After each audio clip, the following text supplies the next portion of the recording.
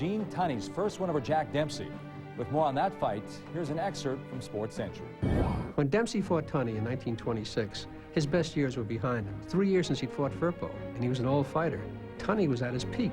He studied Dempsey's style very, very closely and developed his own style in a way that would combat that successfully. Dad was depicted as being a sissy-poo because he liked to read. They thought, if anything, he was kind of a skinny, ungainly person that wouldn't have stood a chance against the great dynamite of Jack Dempsey. It was so one-sided. It was all Tunney in the rain, 10 rounds of just picking Dempsey apart. Dempsey looks tired. Tunney is unmarked. Tunney gives Dempsey a shaking up with a left jab. And Tunney toyed with him. When the fight was over, Dempsey's eyes were slit shut like Mr. Magoo. He tells one of his aides, "Take me over there, I gotta congratulate him, but I can't see him." Dempsey was finished. Tunney was the new heavyweight champion. It was like Paul Bunyan had been defeated. Later in Al Bernstein's continuing series, Bernstein on Boxing, he'll tell us which style he prefers, the puncher or the boxer. But now stay tuned for classic boxing's greatest champions, the Heavyweight Stylists, hosted by Kurt Gowdy.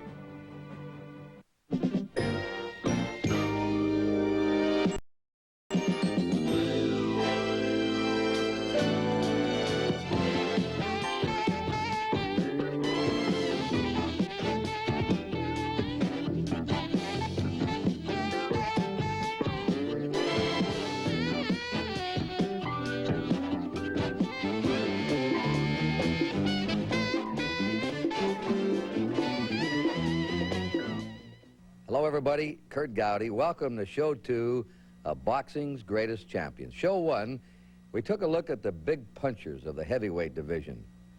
In this show, we're going to study the stylists, the so-called boxers of the heavyweight champs. Then we're going to be moving on to the welterweight, lightweight division in Show 3, middleweight division, Show 4, light heavyweight, Show 5. Our last show, Show 6, the Boxing Writers Association of America, the top writers, experts, will pick their choice of the top fighters of each category, and we want you to match right along with us. Now, my guest today is Ted Brenner, who's the president of boxing of Madison Square Garden. Ted Brenner has promoted more championship fights than anyone in the history of boxing. You always think of Tex Rickard, Mike Jacobs, great promoters. Ted Brenner has promoted more championship fights than Rickard and Jacobs together. And Teddy, welcome to Boxing's Greatest Champions. Thank you for having me here. All right, our category today is heavyweight division. Number 2, the boxers, the stylists. And the first man we're going to study, I think you signed him for his first championship fight, didn't you? Floyd Patterson? Floyd Patterson. Well, it wasn't his first championship fight, but I gave him his first fight, his first 13 fights. His first loss, which he suffered to Joey Maxim on a bad decision. He was the youngest man to ever win the heavyweight title, and he was the first man to regain the heavyweight championship after losing it. Now let's study Floyd Patterson.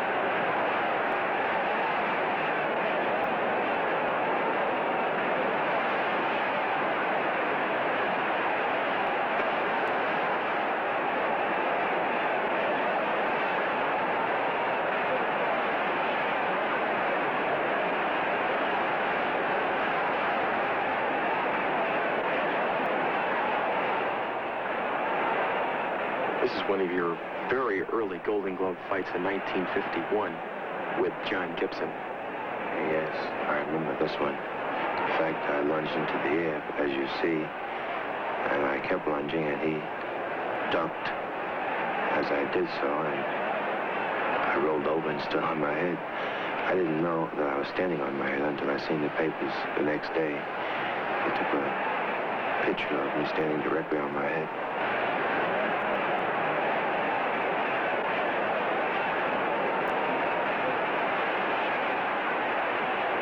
That's not the only thing I remember in this one.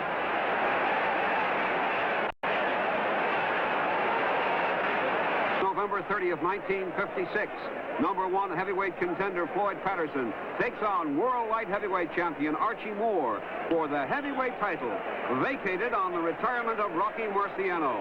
Patterson in white trunks. Archie Moore is wearing dark trunks.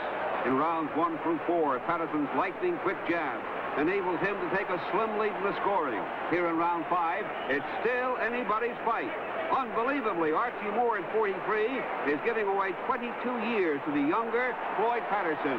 1 year ago, Archie Moore was KO'd by Rocky Marciano in his first attempt to win the World Heavyweight Championship. Before Archie won the World Light Heavyweight Championship 4 years ago, Moore was regarded in boxing circles as the uncrowned light heavyweight champion. This is Archie Moore's 12th fight this year. He has won all 11 of his previous fights this year, 8 by knockout. Since turning professional in 1952, 4 years ago, Floyd Patterson has had 31 fights, losing only 1. That one a controversial 8-round decision to former light heavyweight champion of the world, Joey Maxim.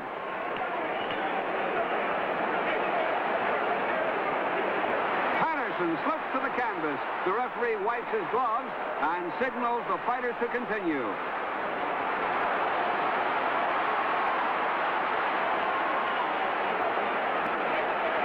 Dynamite left hook sends Archie Moore to the canvas.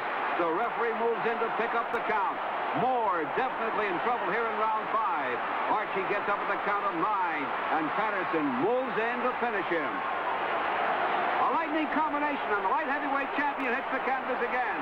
The referee screaming out the count. Archie Moore struggling to get to his feet. It's all over. Floyd Patterson scores a 5th-round knockout victory over Archie Moore to win the vacated World Heavyweight Championship. June 1960, Yankee Stadium, New York.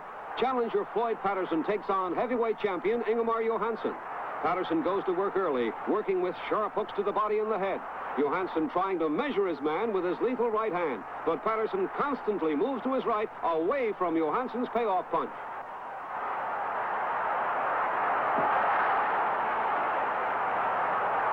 Now it's Patterson with a sharp left hook, and Johansson is down. He's hurt. Referee Artie McCanty picks up the count.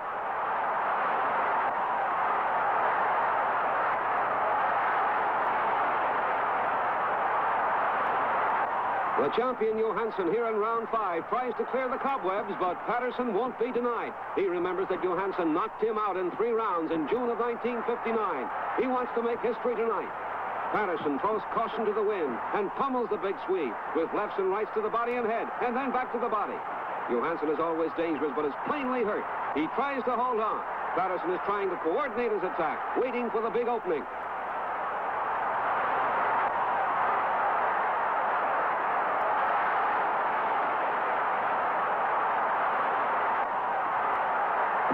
Patterson fakes to the body and lets go with a tremendous left hook. And if you look closely, Johansson's right foot quivers from the force of the blow. Referee McCanty counts to 10 and out.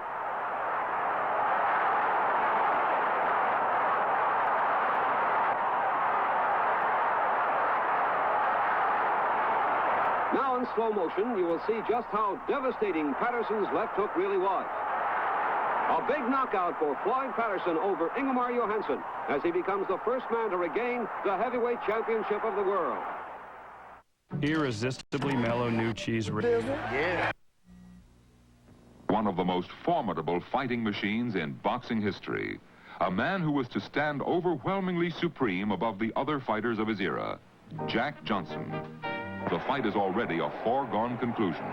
In a devastating flurry, Jack Johnson shows that he can handle champion Tommy Burns like a small child.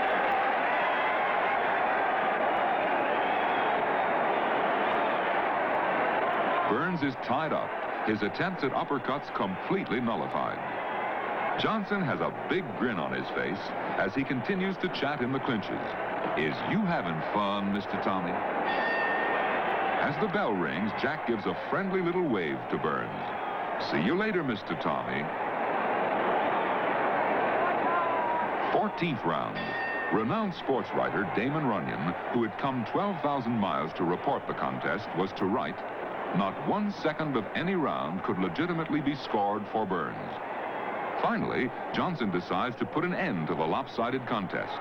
He advances on the smaller man, and then suddenly, tiger-like, he attacks. Punches rain on the champion.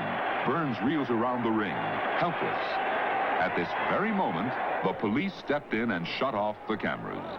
Seconds later, they stopped the fight.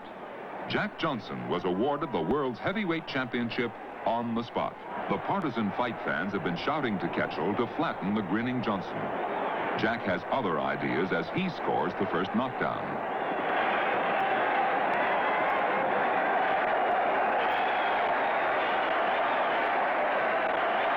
But Ketchel is a champion too, and he rises to continue.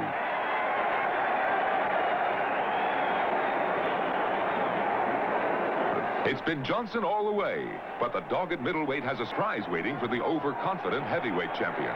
Ketchel gets in with one of his renowned right hands. Johnson goes down, surprised to find himself put on the canvas by this little man. He's up at 8 and attacks ferociously. Now Stanley drops like a stone.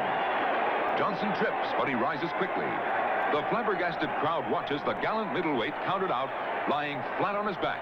Jack Johnson had Ketchel down and out only 4 seconds after he himself had been on the canvas. ESPN Classic celebrates or send $24.99 to the address on your screen. Heavyweight contender fireman Jim Flynn, seen seated second from the right. Johnson agreed to let the promoters advertise the bout as a fight to the finish. Thus, the Johnson-Flynn fight is the last unlimited-length contest in boxing history. The fight, held in Las Vegas, Nevada, 4th of July, 1912, turned out to be one of the most wildly comic mismatches ever seen. This is the first round. The photographer has trouble keeping the fighters' heads in the picture. The motion picture camera still did not have a reliable viewing system. Aiming the lens was done almost by instinct. But we see Johnson demonstrate his Morse code prowess by landing a rat-a-tat-tat on Flynn's nose. It looks as though Flynn didn't get the message as he bores in again.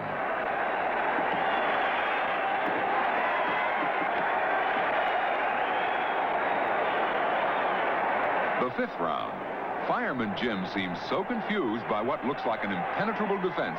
Jack Johnson now simply holds him off with his left and belts him at will with his right.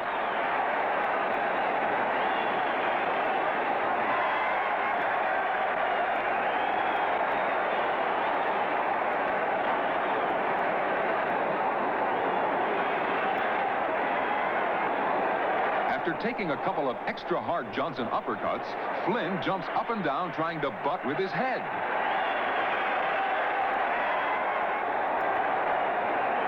The referee warns Fireman Jim, who listens carefully. Then Jim returns to the fray.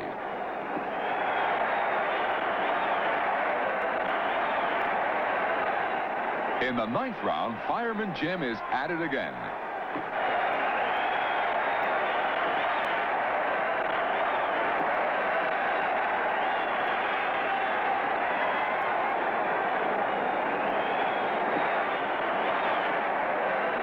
Hippity-hop goes this particularly hard-headed jackrabbit.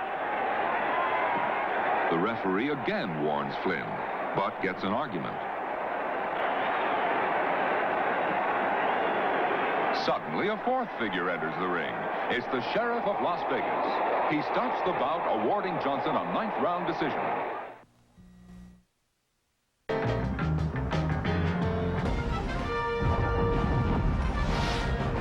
Classic. The age-old question in boxing has been, who is better, the boxer or the puncher?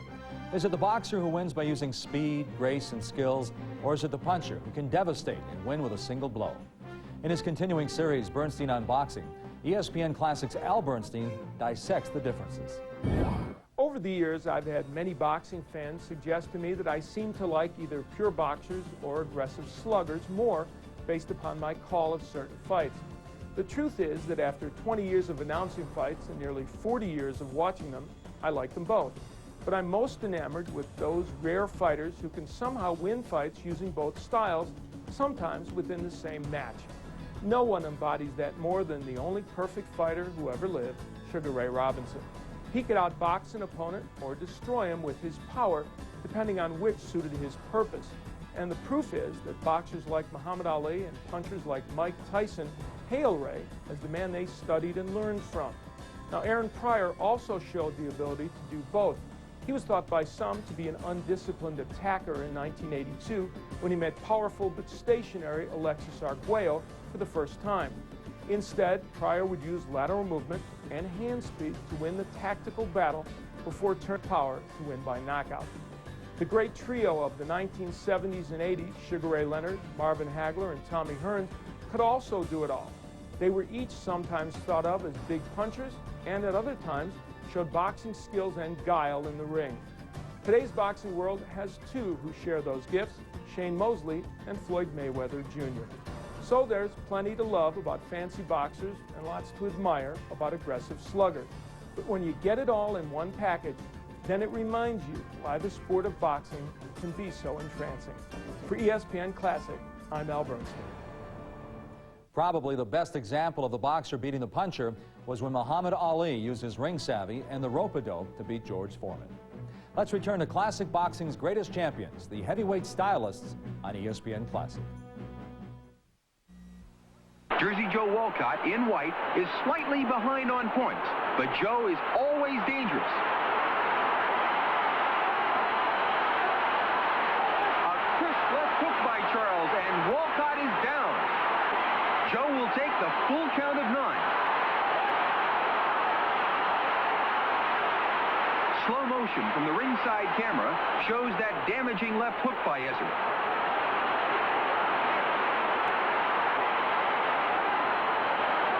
Jersey Joe will get up and finish the full 15 rounds, but Ezzard Charles goes on to gain a unanimous decision and retains the World Heavyweight title. Ezzard, when do you think you really had the fight won? After the bell had rung and the judges had announced a decision in my favor. That's when I thought I had it. Was Walcott pretty tough at all times? Yeah, he seemed to be pretty tough all the way through the fight. Even when I thought I had him hurt, he was still boxing strong.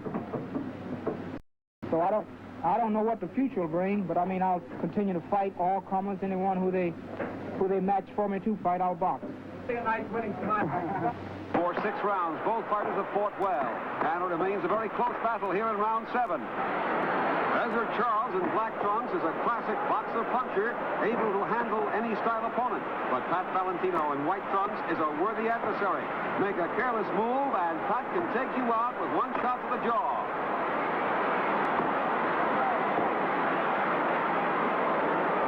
Weeks ago, Ezzard successfully defended his World Heavyweight Championship against Gus Lesnovich and is now springing right back into action.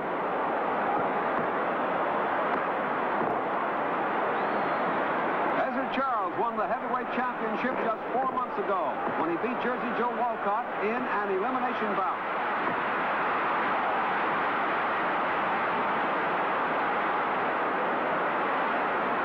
Has been set aside now as both men bomb with little thought to the fence. They both want to win big. Charles wants to prove he's a legitimate champion, and Valentino is getting the biggest chance of his career. It's now or never for Pat.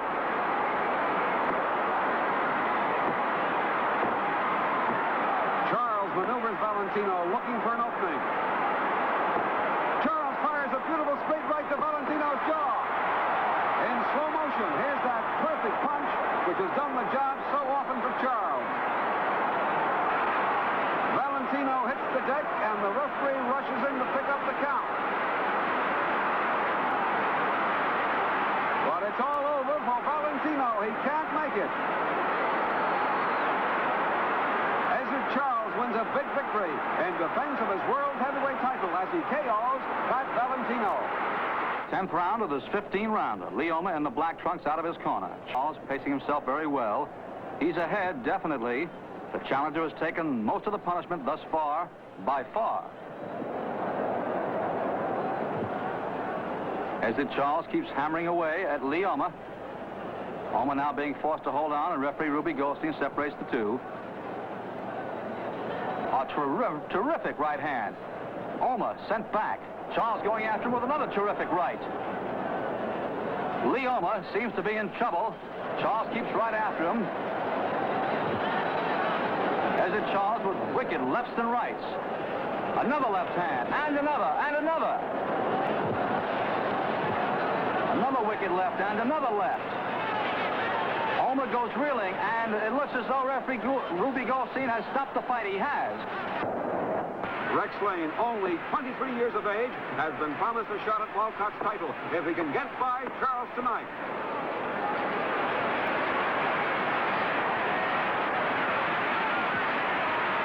Charles is really pouring it on now, and the dynamite effect of all those punches puts Lane down. The referee gets close to Lane to shut out the count. There's the bell, and Lane's handlers rush to get him ready for round 11.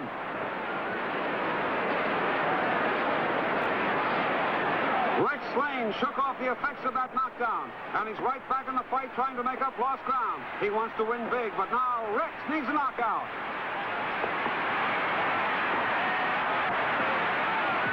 Charles is matching every punch Rex throws with class of his own.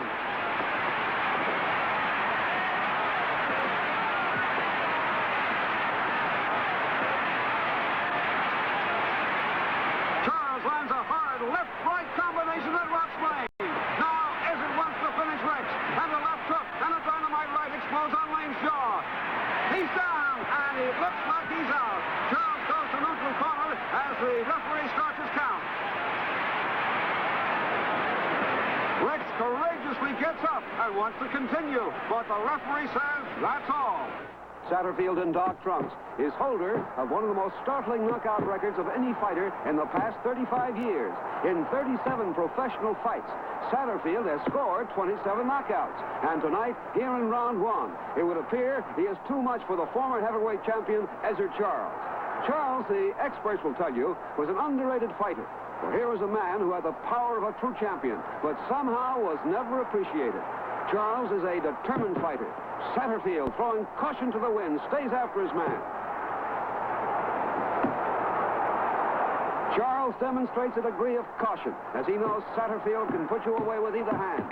It appears that Charles is looking for an opening. In this rugged battle, we go to round 2. Satterfield, in his last 4 fights, has knockout wins over heavyweights Murray Bennett, Gene Brown, Bob Baker, and Ray Augustus. Charles, since losing his championship to Jersey Joe Walcott, has a knockout win over Rex Lane and Coley Wallace, and a decision over the very capable Joey Maxim. Here in this round, Charles carries the fight to Satterfield. Satterfield likes all the action he can get. Charles more sure of himself in this round.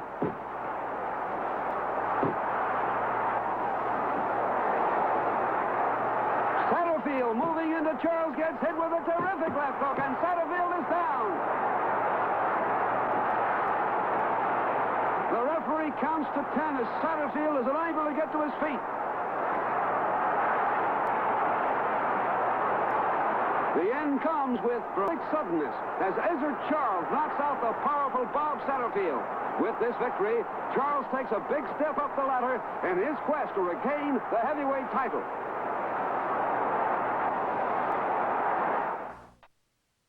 This guy tells his buddy there's nothing he'd like.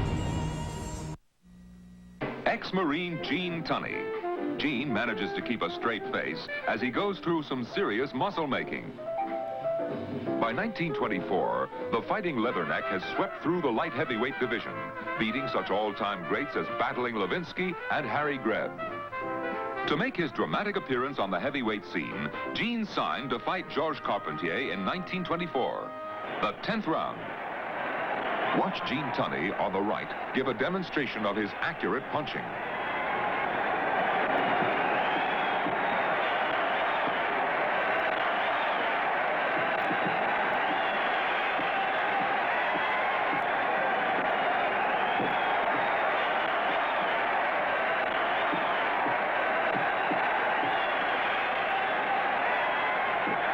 Carpentier is getting a more severe pummeling than Jack Dempsey gave him 3 years earlier.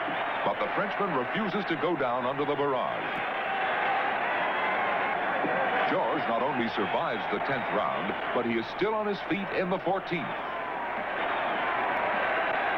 George backs Tunney toward the near ropes. Gene lashes out with a paralyzing body blow. The Frenchman sinks to the canvas as the bell rings. Round 15, but Carpentier cannot continue. Gene Tunney resolutely moves ahead to earn his chance at the title. In this newsreel shot, Gene, in the middle, is doing road work, part of his intensive training for his upcoming fight with brilliant boxer Tommy Gibbons, only man in 6 years to last the limit with champion Jack Dempsey. Tunney on the left, boxing magnificently, is far ahead on points. Watch Gene's accurate jab flick out, disrupting what is left of Tommy Gibbons' fight plan.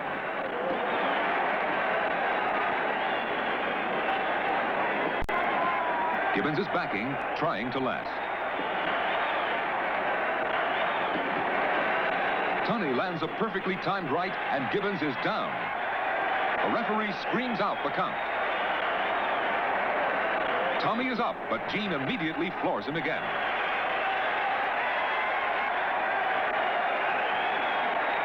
It's all over. Tommy Gibbons is knocked out for the first time in his brilliant 14-year career. Over 100,000 fans, a live crowd greater than any attendance at any baseball game, watches as the first round of one of boxing's most controversial fights begins. Tunney is wearing the light-colored trunks. The fifth and final $1 million gate under the promotional reigns of Tex Rickard, this fight sets the record that may never be broken. $2,650,000 official gross receipts from a live gate. Champion Gene Tunney will receive a cool $1 million for 40 minutes work. The fight itself follows a pattern similar to the first match. That is, until the fateful 7th round. Dempsey lands a potent right-hand counter, follows up with a series of 7 devastating punches. Tunney goes down for the first time in his career. Dempsey stays near the fallen fighter, but referee Dave Barry points for Jack to move to a neutral corner. Only then does he begin the count. Is Tunney dazed, or is he wisely taking full advantage of these precious extra seconds? Tunney is up at the referee's count of 9.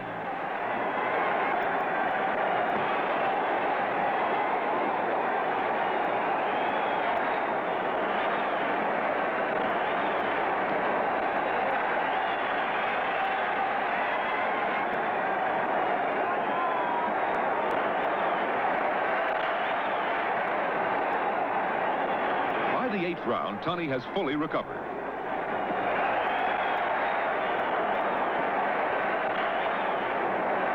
In slow motion, watch him get in with a right that drops Dempsey for a 1 count. Notice here the referee incorrectly will start his count immediately after Jack's knee touches and before Gene could get to a neutral corner.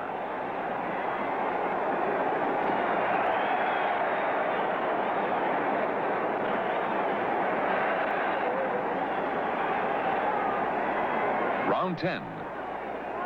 Tunney has taken complete charge. Bruised and exhausted, Jack Dempsey seems at the verge of being knocked out for the first time in 10 years.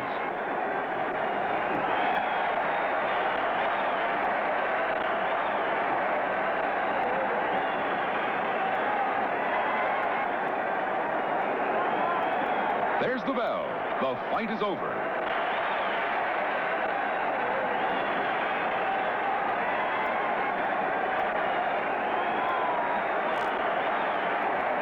Gene Tunney overwhelmingly the winner. But the long count gives sporting buffs something to discuss whenever they get together. The Revolution Massage. AT&T. Why are there so many microphones?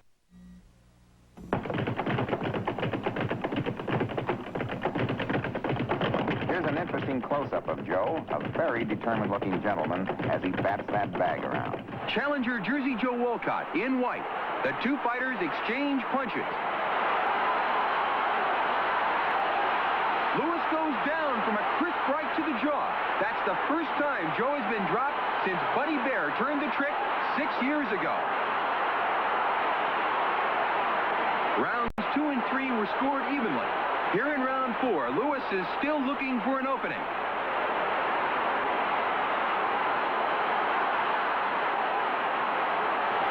There's that right-hand bomb by Walcott again. Lewis is taking a 9 count. Joe is up, but no one envisioned that Walcott could do this to Joe Lewis. For 15 frustrating rounds, Lewis has pursued the clever Walcott all over the ring. The fight's over, and Lewis starts to leave the ring, thinking he has lost the decision and the championship.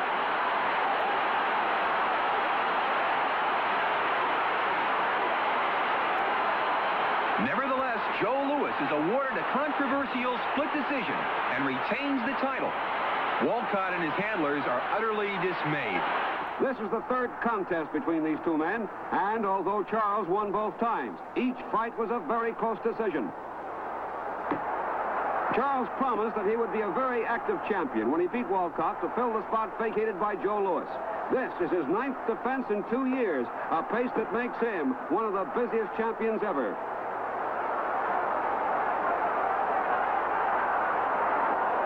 Jersey Joe Walcott has been on the fringe of the title scene for 4 years now, starting with a split decision loss to Joe Lewis back in 1947. Now keep an eye on Walcott's left. Charles collapses like a sack of grain after that incredibly well-timed punch explodes on his jaw. The champion struggles to rise.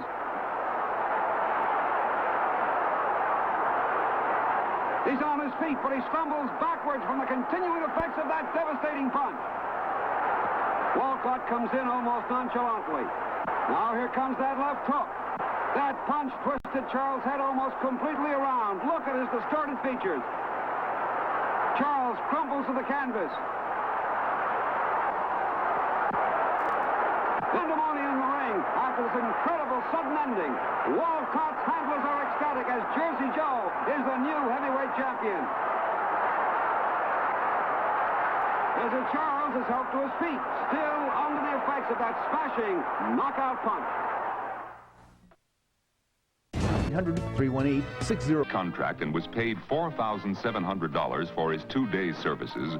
That made him the first motion picture actor ever to perform under contract.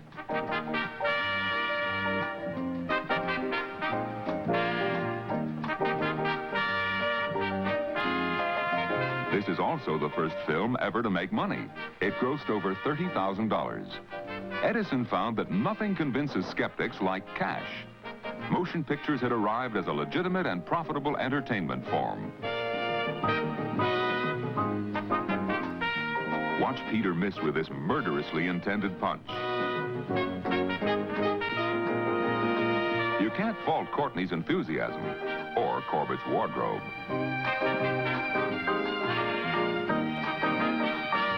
Corbett-Fitzsimmons fight, the first heavyweight championship contest ever filmed. That's Corbett on the right and the balding Fitzsimmons on the left. Most men are able to wear their bathrobes only while shaving. Gentleman Jim and Ruby Robert get double use from theirs. Gentleman Jim stands ready and seemingly impatient for round 1 to get underway. The bell rings and the scheduled 25-round bout begins. In the foreground, in the Derby, is the timekeeper for the fight, Bat Masterson. The old frontier gunfighter had become a fixture in the fight scene because of his undisputed effectiveness in collecting guns and knives from the spectators. 14th round. Corbett, with his back to the camera, is well ahead on points, and Fitzsimmons' nose is bleeding badly. But amazingly, the challenger is starting to press the fight.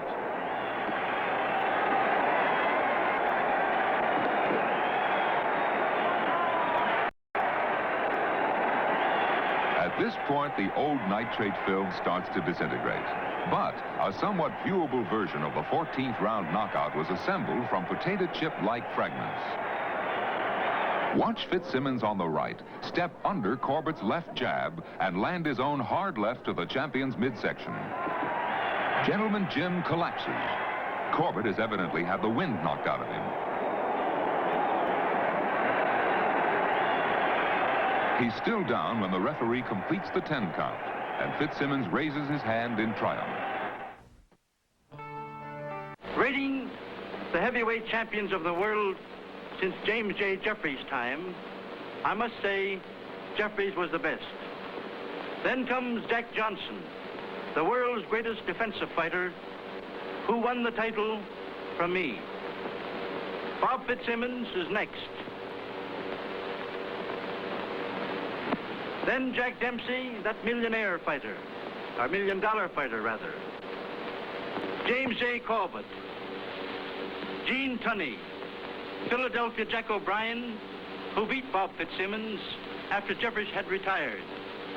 And then Jess Willard. As to myself, you may rate me where you like. How would you rate Tommy Burns? Well, I don't know. I guess in today's era of big heavyweights, and Tommy being as small as he was, I would have to rate him as a good, tough, he'd be a good, tough trial horse today. I don't think he could possibly win the world title in today's era. Well, of course, he couldn't look ahead to a man like Muhammad Ali. I hear a lot of talk about old-time great fighters. I hear people say that Joe Louis, Jack Dempsey, Jack Johnson, Jim Jeffries, and all of them would have annihilated the likes of myself, Muhammad Ali. After watching these films, watching their opponents, watching their styles, watching how they fought, watching their footwork and their speed, and my critics will admit that I am the fastest heavyweight in the history of boxing with feet and hands. It may come as a shock to you, but I say that I would have beat every heavyweight that ever lived. World heavyweight champion Sonny Liston makes the second defense of his title against young Cassius Clay. Champion Liston in the trunks with the black stripe. Clay has the red stripe on his trunks. It's all even here in round 3. Liston won the world heavyweight title 2 years ago when he KO'd Floyd Patterson in the first round. The champion is 32 years old, 10 years older than the challenger Cassius Clay.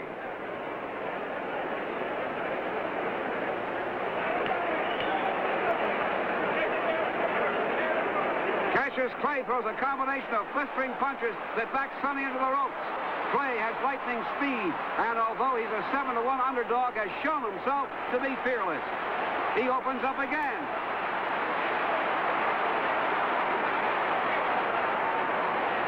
In round 5, Clay continued to land accurate punches to the head and body while managing to keep out of trouble himself. In round 6, he's definitely ahead in the scoring. As an amateur, Clay had a brilliant record. Cassius won the 1960 AAU and Olympic light heavyweight title, and the same year won the National Golden Gloves heavyweight title. This is Clay's first fight this year. In his last fight, 8 months ago, Cassius scored a convincing 5th-round knockout over European heavyweight king Henry Cooper.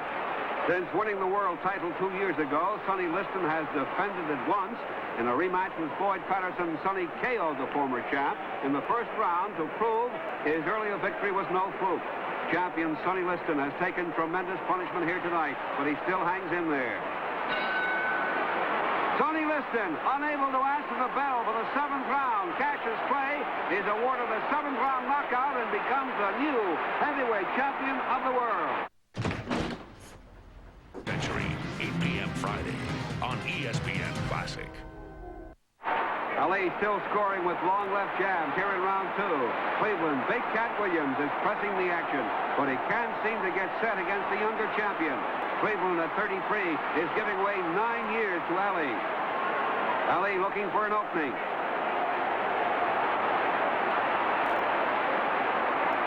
A quick 1-2 sends Williams to the canvas. The referee sends Ali to a neutral corner. Williams up at the count of 3, but takes the mandatory 8 count. Ali moves in and rains punches from all angles on the challenger. Lightning combinations here, and Williams goes down again. Williams gets up and takes another 8 count.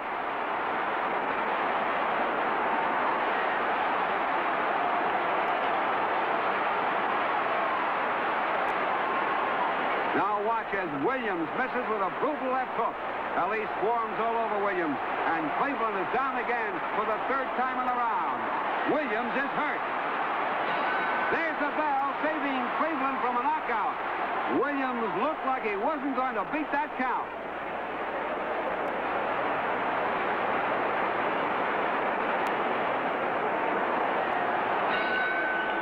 Heavyweight champion Muhammad Ali in white trunks comes out for round 3 looking for that one big knockout punch.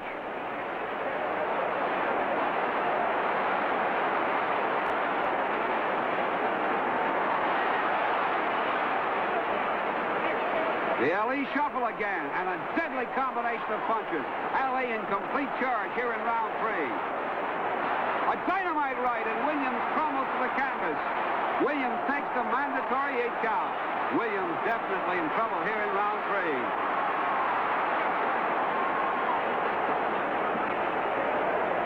Ali all over Cleveland Williams here in the 3rd round in Houston's Astrodome. The referee is looking closely at the challenger. Williams has absorbed tremendous punishment.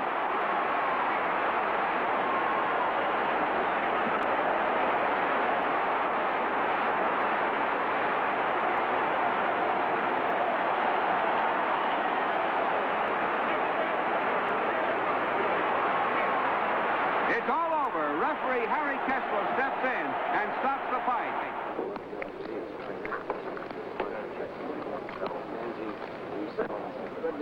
The official weight is Zora Foley, 202.5 pounds. 200.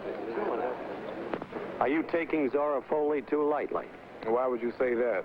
Because every indication has been that you're confident that you can beat Zora. I'm confident I can whip all of them. This ain't nothing new. My image has been confident. What you trying to make it look like something new for? I'm always confident I can whip all of them. You're being extremely truculent. Whatever truculent mean, if that's good, I'm that. It's round 4, Madison Square Garden. Muhammad Ali in white, slightly ahead in the scoring. Zora Foley in the dark trunks. A blistering combination, and Foley goes down. Muhammad Ali raises his arms. The referee signals Ali to go to a neutral corner. Foley looks to his corner and is up at the count of 8. Ali is out to finish it here in round 4. Surprisingly, Foley is coming right back strong.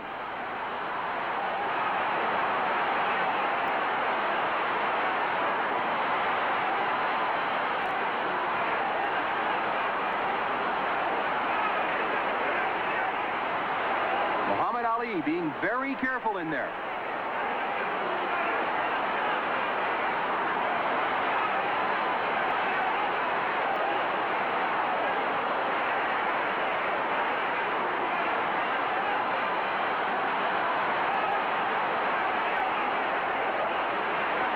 Took both rounds 5 and 6. Here in the 7th, the champion is way ahead in the scoring. It looks like Ali could end it any time he chooses. Ali boxing confidently, piling up the point.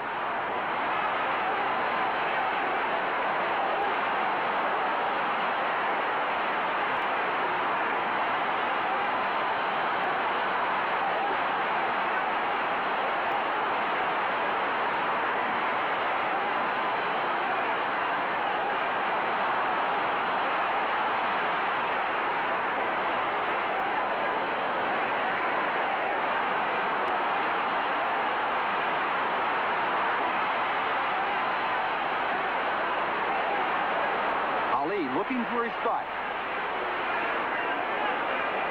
A sharp right, and Foley goes down. Ali backs off to a neutral corner.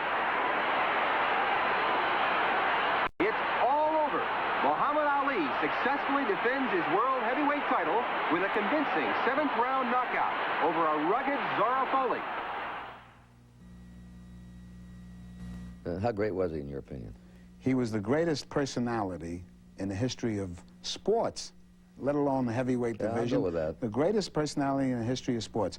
Funny thing about him, he wasn't a great boxer, as in the case of maybe Billy Conn or Gene Tunney or maybe even Jack Johnson. But he wasn't a great puncher. He couldn't punch in the same ball, in the same league as Joe Louis. but he had the greatest leg speed and hand speed of any heavyweight I ever saw. Plus, he was a great competitor, had a good chin, put it all together, and in the heavyweight division, that spelled greatness, and that's what made him great. All right, we're down to magic time now. The time for Teddy Brenner, the president of boxing at Madison Square Garden, who's promoted more championship fights than any man in the history of the ring, to pick the greatest heavyweight boxing champion of all time. First of all, I'm going to pick Joe Louis. That's my pick, but you're much more qualified than I am. Who do you pick as the greatest heavyweight champ? You're much more qualified. I agree with you. Joe Louis. You pick Joe Louis, too? Yes. Why? I do. Because Louis, in order to be a great heavyweight, you have to have a great punch. Louis was the best puncher I've ever seen in the heavyweight division. He was a great boxer. He didn't have great leg speed, but leg speed is the one thing you don't need in the heavyweight division. I think he was the greatest. That's our pick. Joe Louis is the greatest heavyweight champ of all time. Hope you've enjoyed it. Kurt Gowdy, on behalf of Teddy Brenner, bidding you all goodbye.